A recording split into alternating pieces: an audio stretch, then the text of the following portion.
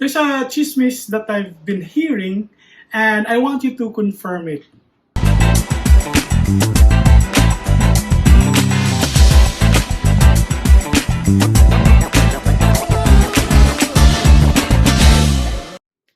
Hello, fellow upgazers. My name is Bong, and I'd like to welcome you to this conversation as we talk about life, as we talk about our faith, and as we make sense of how it is to live our life of faith.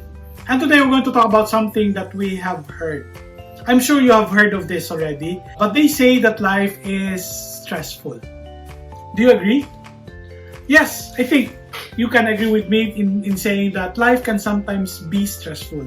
There are situations where we feel as if we are being pulled apart by the many demands of life. Every day we face an onslaught of demands from our work, from our relationships, from our finances, and many other ways. And we feel sometimes we are like a rubber band that is being stretched and stretched beyond our capability, and we are emotionally and physically drained. And so we are indeed stressed. When you think about it, stress is actually a normal physical response. It is your body's response whenever it senses danger or there is imbalance somewhere. When you sense danger, whether real or imagined, your body would kick into high gear with a series of automatic process known as the fight or flight, or what is called the stress response.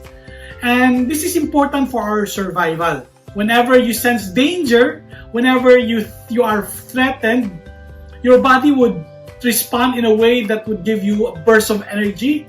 It would give you extraordinary ability to either fight or to escape. And so it's important to have this response. In emergency situations, stress can save your life. It can give you that extra strength, that extra push, that extra ability so that you are able to survive.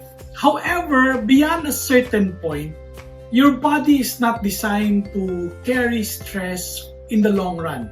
There's a certain point in your life when stress will cease to be helpful, but instead it will cause damage. It can cause damage to your health, it can damage your mood, it can damage your well-being. Prolonged stress can cause physical changes in our lives, and that is not something we want to hold on to longer than we should. So what we're going to do today is we're going to look at 4 common causes of stress and what we can do about it to reduce it.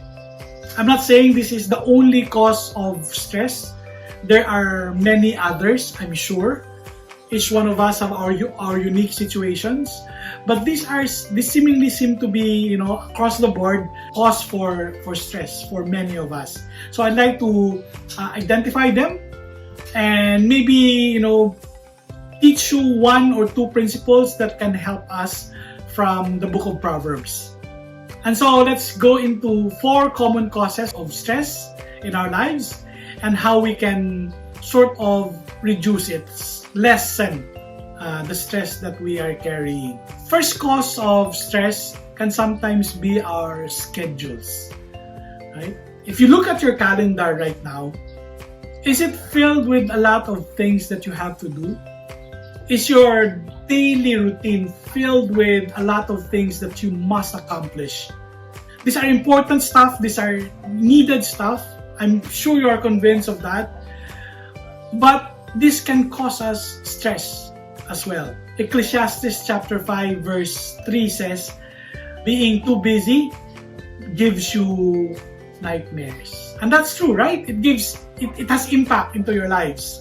An impact on the way that we sleep, an impact on the way, in what's going on as we are going through all of these things. This busyness in our life is overwhelming our lives. So how do we stop? How do we lessen the stress with our schedules, with our time management? Let me share Psalm 90 verse 12. It's actually a prayer. It's a prayer of the psalmist asking the Lord for wisdom when it comes to his time. He tells the Lord, teach us to make the most of our time that we may grow in wisdom. He's saying, God, teach me how to use my time wisely so that I may grow to be more and more wise. So that I will be able to use it in a way that honors you, in a way that best maximizes my abilities to glorify you. So it's a prayer, and I hope that this can be a prayer for you as well when you look at your schedules. One practical thing that we can do is, to look at those schedules and to check whether those things are really necessary. Are there things in your list that can be subtracted? Are there things in your list that, do you really have to do it yourself? Is it possible for you to give it to someone else? Or is it possible for you to just forgo all those activities that's not necessary or important, or it can only take up so much time? So it's up to you. Discern. Ask the Lord, Lord, which of these items can I delete? Which of these things can I use wisely so that my time is not wasted? So one common cause of our stress is our time management, our schedules. And maybe one way to lessen it is to ask the Lord for wisdom so that you are taught to number them and to maybe forgo some of those things that may not necessarily be that important or not necessarily that you have to do it yourself. So that's one way. Another cause for stress, and this is very common, is our finances, right? The problem with money is that it does not come with an instruction manual. We have it, but we have never been taught how to use it properly. And so we get into stress, we get into debt, we get into a lot of difficulties with our finances. Two principles that's important, and I think that can help us lessen our financial burden, our stress. First is Proverbs 22 verse 7. The borrower is the servant to the lender. It's an instruction, it's also a warning. When we get into debt, when we get into credit, it's a warning because there are always strings attached whenever we get into it. So as much as possible, do not get into debt. Do not get into credit. These days, it's so easy for us. We go to the mall and there's a lot of offers, zero interest and everything. So instead of asking, what am I getting? Ask yourself, what am I getting into? Think, how long am I going to have to serve to complete this purchase? Sometimes that can help us with our financial difficulty. This becomes one of our principles. As much as possible, do not get into debt. And as much as possible, live within your means. Another cause of stress, number 3, is our words. So we have to watch it. How many of us have gotten into friction, have gotten into problems, have gotten into stress because of words? Our own and those of others. Right? All of us have experienced stress that comes from our lives because of words. Right? So we need to be very careful with them. Proverbs chapter 15 verse 1 it's a good instruction. It tells us, a gentle answer turns away wrath, but a harsh word stirs up anger.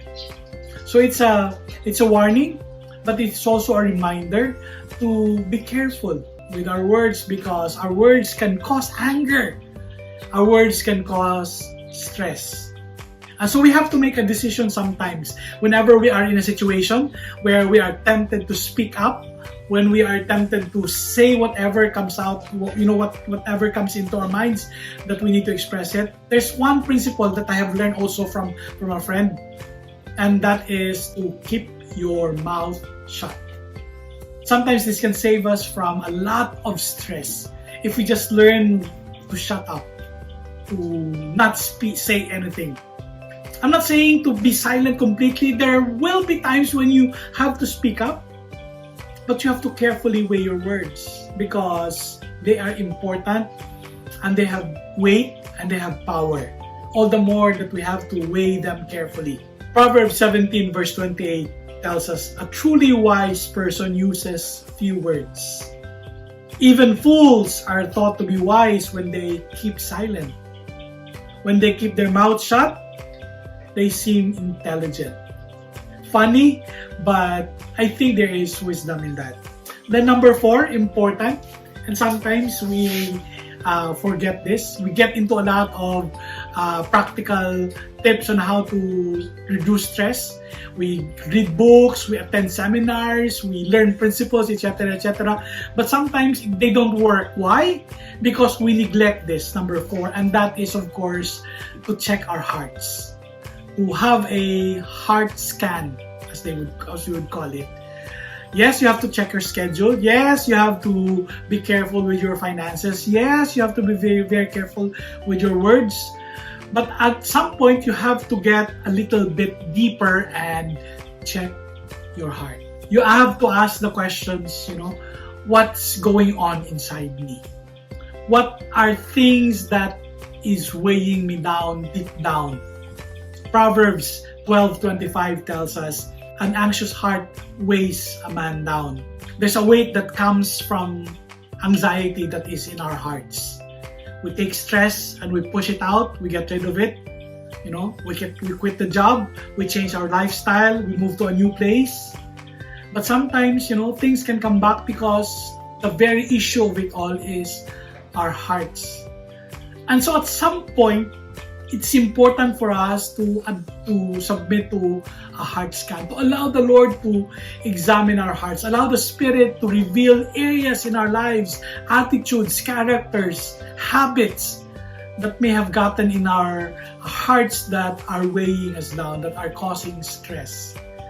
Right? You have to ask yourself, are there attitudes of pride, attitudes of selfishness and envy, and all of those things that can sometimes cause stress and difficulty and friction in our hearts.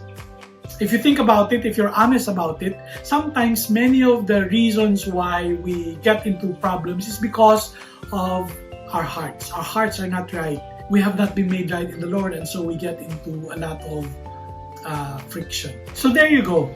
There are common causes of stress, and hopefully this has helped us begin to address some of them.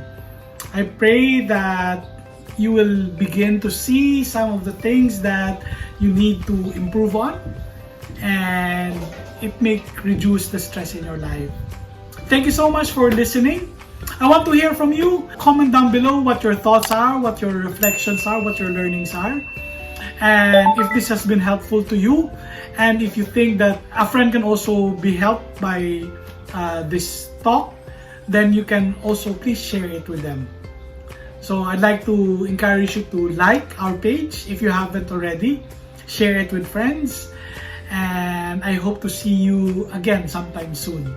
In the meantime, keep listening to your life, because all moments are key moments, and life itself is grace. Thank you, and God bless us all.